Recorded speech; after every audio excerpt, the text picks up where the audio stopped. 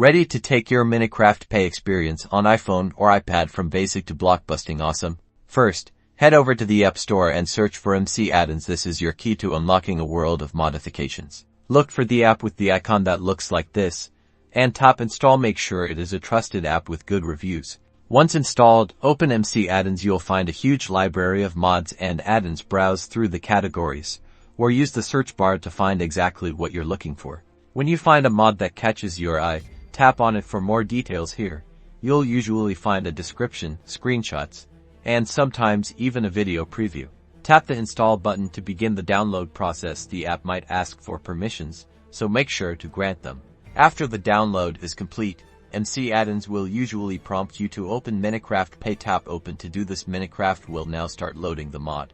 In Minecraft, go to Settings, then Global Resources or Resource Packs, and activate the downloaded mod. You can find it under Available Packs. Now, create a new world, or edit an existing one under Resource and Behavior Packs. Make sure your mod is activated, and you are ready to go. Enjoy your enhanced Minecraft Pay experience.